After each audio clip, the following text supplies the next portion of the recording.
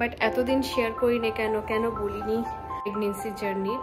আর first ডেতে একটা ছোট্ট ক্লিপস নিয়েছিলাম। We are getting pregnant. Good morning. এখন বাজে সকাল 7টা আর আমি ঘুম থেকে উঠেছি। আর দিনটা ফ্রেশ আছে আমার জন্য, কারণ রাতে ঘুম ভালো হয়েছে। অনেকদিন পর আমি ব্লগ করছি। ও মাই গড, খুব ভালো লাগছে। তো গাইস, আমি সকালে উঠে আগে নাইটিটা চেঞ্জ করলাম, ফ্রেশ হয়ে নিয়েছি আর কি, মানে বাথরুমের জায়গা এখনো ব্রাশ করা হয়নি।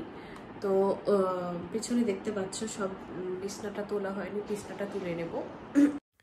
তো সবাই তো আশা করছি ভালো আছো। তোমাদের সাথে প্রচুর কথা জমে রয়েছে যে বলবো কিন্তু ভিডিও করা হয় না আর বলাও হচ্ছে না। আমার আসলে ভিডিও করার যে কি বলবো, যে প্যাশনটা ছিল একদমই কমে গেছে।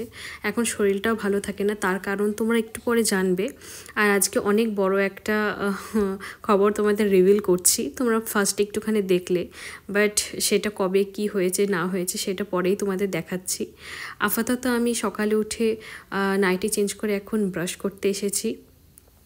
আর সত্যি কথা বলতে এখন যা পরিমাণে গরম পড়ছে সে আর বলার মতো না।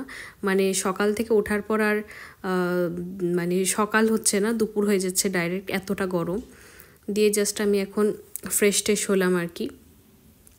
আর গরমটা এতটা বেশি, মানে শুষ্কতা খুব বেশি।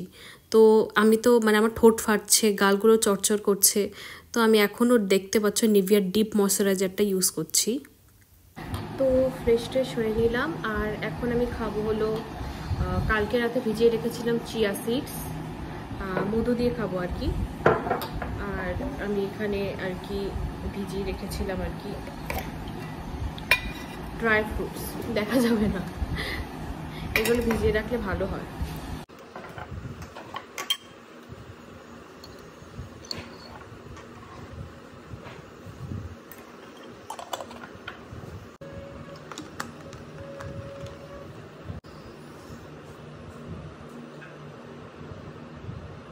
এখানে আমি কিছু ড্রাই ফ্রুটস ভিজিয়ে রেখেছিলাম কালকে রাতে, কিশমিশ, আখরোট, কাঠবাদাম আর পেস্তা বাদাম আর কি।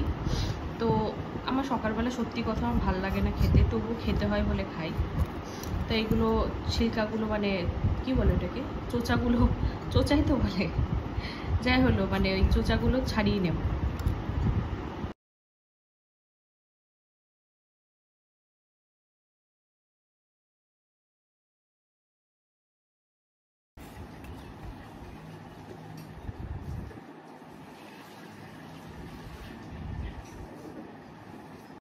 অনেকদিন পরে আমি মাকে দেখাচ্ছি। ও মা, লাইটটা জ্বালাই। তো মা আজকে হচ্ছে হলো ডাল, মুসুর ডাল, চাল ভিজিয়ে রেখেছে, আলু ভেন্ডি ভাজা, এটা মাছের ঝোলের জন্য আলুর সিদ্ধ করে নিয়েছে। আর পাড়ার থেকেই মাছ নিয়েছে, রুই মাছ, হলুদ লবণ দিয়ে মাখিয়ে রেখেছে। তো রান্না বান্না হয়ে গেছে। আর প্রচণ্ড গরম পড়েছে আজকে, নাকি বলছে পশ্চিমবঙ্গে সব থেকে বেশি তাপপ্রবাহ হবে। তাপদাহ হচ্ছে প্রতিদিনই, মানে আজকে নতুন করে না। তো প্রচণ্ড গরম পড়েছে, আজকে আবার বেশি হবে বলছে। তো দেখো আজকে রান্না হয়েছে কি, মা বলো, তুমি বলো। ভিন্ডি ভাজা, আলু ভেন্ডি ভাজা, মুসুর ডাল প্লেন করে পাতলা, আর মাছের ঝোল। মামের খাওয়া দুজনের, মা বলছে গরমে আর কিছু ভালো লাগছে না। এই হলো আমাদের আলু ভেন্ডি ভাজা, এই হলো আমাদের প্লেন করে মুসুর ডাল, আর এই হলো রুই মাছের ঝোল। আর গরমে না, গরমে বেশি কিছু খেতেও ইচ্ছা করে না, মনে প্লেন যতটা খাওয়া যায় তো মানে সেটাই বেশি ভালো লাগে। তো চলো খেয়ে নিই। জাস্ট আমি খেয়ে উঠলাম আর বিকাশ এসছে।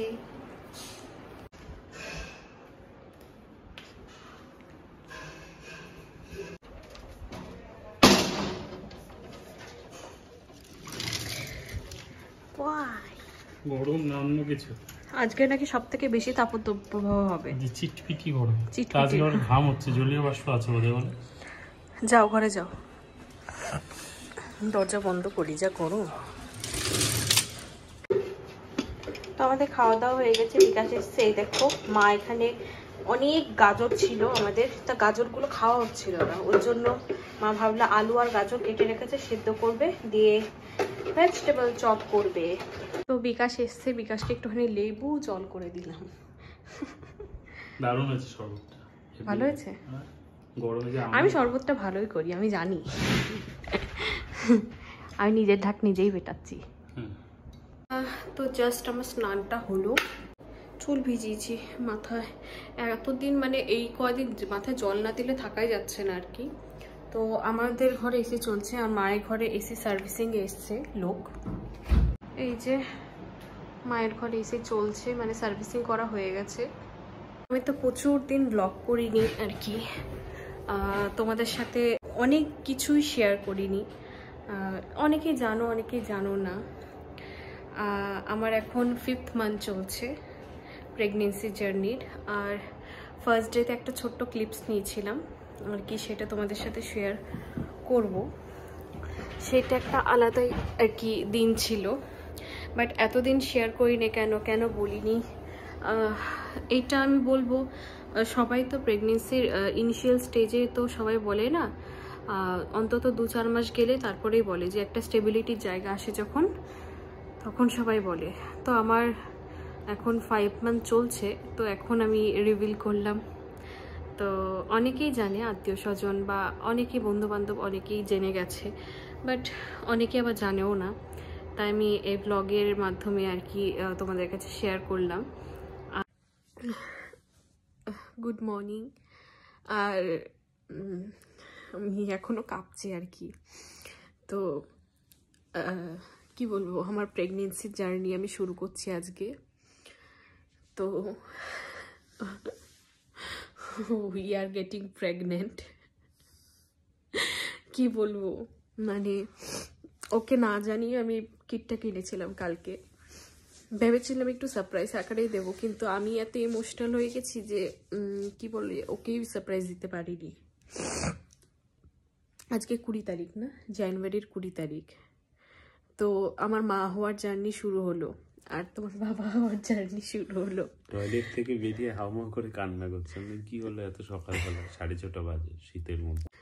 ভাবিনি যে হবেই আর কি, কিন্তু প্রেগনেন্সি হয়ে গেছে, মানে I am so happy, so happy, so happy. মানে এটা এক্সপ্রেস করা যাবে না, যারা বাবা মা হয় তারা জানে। মানে এটা বারবার দেখেই যেতে মন চাইছে, মনে হচ্ছে দেখেই যাই, দেখেই যাই, দেখেই যাই। কি বলবো আর, তুমি কিছু বলো না। কি বলবো আমি, ও কান্না করছে দেখি, আমি মানে ও টয়লেটে গেছে, আমিও টয়লেট পেয়েছি, আমি দাঁড়িয়েছিলাম বাইরে, এসে আমাকে জড়িয়ে ধরে কান্না করছে যে কি করলো, আমি ভয় পেয়ে গেছি ফার্স্ট টাইম। আবার একটু মনেও হচ্ছিল না, আমিও ভাবছিলাম যে আজকালের মধ্যে একটা কিছু এনে টেস্ট ফেস্ট করা উচিত। তো যাই হোক, আমাকে সারপ্রাইজ দিয়েছে। কংগ্রাচুলেশনস। তো চলো, এখন তো ভিডিও পোস্ট হবে না, তো এখন বাজে হলো প্রায় 2:15। আচ্ছা, দুপুরের খাবার খেলাম, দিয়ে খেয়ে দিয়ে এখন নিচতলে এসেছি, কারণ লো ভোল্টেজের কারণে আমাদের এসি বন্ধ হয়ে গেছে। প্রতিদিনকার এটা সমস্যা, মানে দুপুরবেলাটা ভোল্টেজ একদমই থাকে না, এসিটা অফ হয়ে যায়, লো হয়ে যায়। বাইরে টেম্পারেচার 45 হলেও মনে হয় নিচের ঘরগুলোতে 28 থেকে 30-এর মধ্যে থাকে। এতদিন কিন্তু টেম্পারেচার এত বেশি ছিল না, মানে এতদিন 42-43 ডিগ্রি এরকম করে থাকতো, বাট আজ দেখছি 45 ডিগ্রি। জাস্ট শুয়েছিলাম, আর এই দুপুর রোদের ভিতর একটা পার্সেল এসছে আর কি, আমার প্রোটিন পাউডার, যেটা প্রেগনেন্সিতে আমার ডক্টর আমাকে দিয়েছিল আর কি। আমার খুব তাড়াতাড়ি শেষ হয় এই প্রোটিন পাউডারগুলো, তো মানে 1 সপ্তাহ 10 দিন করে যায়। এবার দুটো অর্ডার দিয়ে দিল।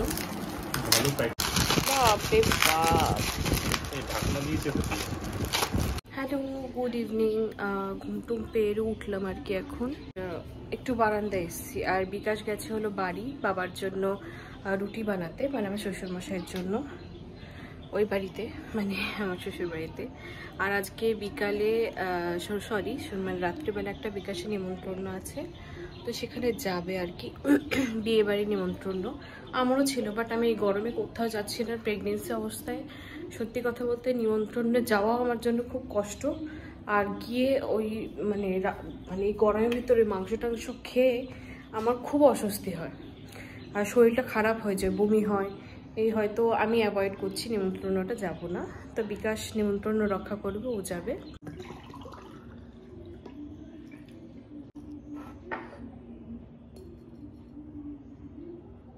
Quite tasty.